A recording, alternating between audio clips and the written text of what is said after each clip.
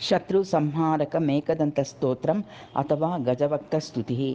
श्रीगणेशाय नमः। सनत्कुमार उवाच शृणु संवादयो देवा महासुरविनाशने उपायं कथयिष्यामि तत्कुरुध्वं मुनीश्वराः। गणेशं पूजयध्वं वै यूयं सर्वे समावृताः।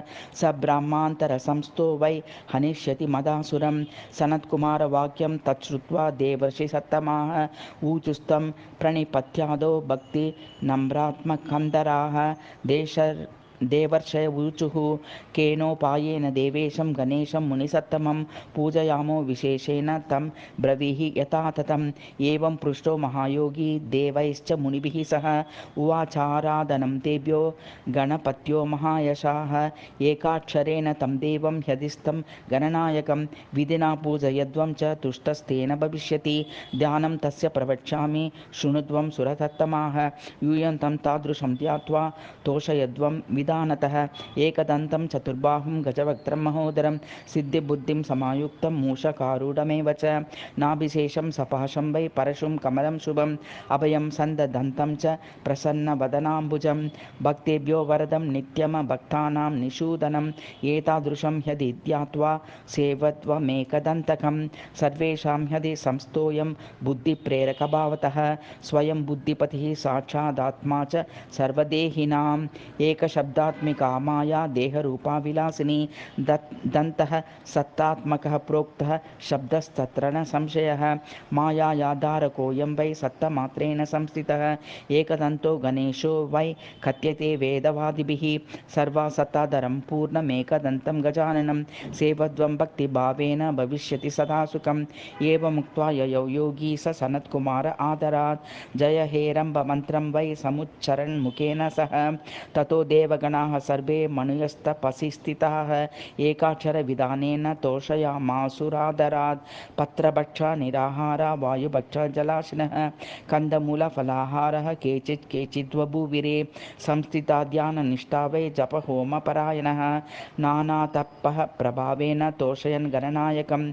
गतवर्षशतेषु वै सन्तुष्ट एकदन्तकः आययो तान्वरान्दान्तुं ध्यातस्थैर्यादृशस्तथा जगादस तपोयुक्तान् मुनीन्द्रेवन् गजाननः। वरं वृणुतु तुष्टोऽहं दास्यामि ब्राह्मणामराः। तस्य तद्वचनं श्रुत्वा ह्यष्टा देवर्षयो भवन्। उन्मील्यलोचने देवं पश्यन् समीपस्थितं दृष्ट्वा मूषकसंस्थं तं प्रणेमुस्ते गजाननं। मुनयो देवेन्द्रा पुपूर्जुर्भक्तिसंयुताः पूजयित्वा यथा न्यायं प्रणम्य करसम्पुटाः तुष्टुरेकदन्तं तं भक्तिनम्रात्मकन्दराः। देवर्षय उवाचुः नमस्ते गजवक्त्राय गणेशाय नमो नमः। अनन्तानन्द भोक्त्रे वै ब्रह्मणे ब्रह्मरूपिणे आदिमध्यान्तहीनाय चराचरमयाय ते अनन्तोदरसंस्थाय नाभिशेषाय ते नमः।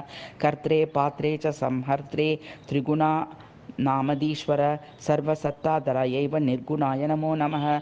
सिद्धिं बुद्धिं पते तुभ्यं सिद्धिबुद्धिप्रदाय च ब्रह्मभूताय देवेश सुगुणाय नमो नमः। परशुधारिणे तुभ्यं कमलहस्तशोभिने पाशाभयधरायैव महोदाराय ते नमः। मूषकारूढदेवाय मूषकध्वजिने नमः। आदिपूज्याय सर्वाय सर्वपूज्याय ते नमः। सुगुणात्मककायाय निर्गुणमस्तकाय ते तयोदभेदरूपेण चैकदन्तय ते नमः। देवान्तागोचरायैव वेदान्तलभ्यकाय ते योगाधीशाय वैतुभ्यं ब्रह्माधीशाय ते नमः। अपारगुणधामायानन्तामाया प्रचरिणे नानावतारभेदाय शान्तिदाय नमो नमः।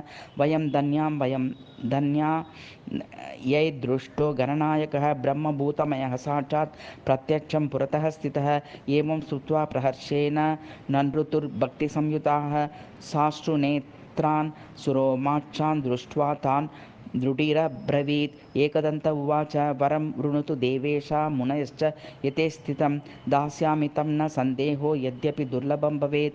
भवत्कृतं मदीयं तत् स्तोत्रं सर्वार्थदं भवेत्। पठते शृण्वते देवा नानासिद्धिप्रदं द्विजाः। शत्रुनाशकरं चैव सुखानन्दप्रदायकं पुत्रपौत्रादिकं सर्वं लभते पाठतो नरः। गृत्समद उवाच एवं तस्य वचः श्रुत्वा हर्षयुक्ताः सुरर्षयः ऊचुस्तमेकदन्तं ते प्रणम्य भक्तिभावतः। सुरर्षयः ऊचुः यदि तुष्टोऽसि सर्वेश एकदन्तमहाप्रभो, यदि देयो वरो नश्चिज्जेन्नहि दुष्टं मदासुरम् इति श्रीमद्गलपुराणान्तर्गतं सनकादिकृतम् एकदन्तस्तोत्रं समाप्तम्।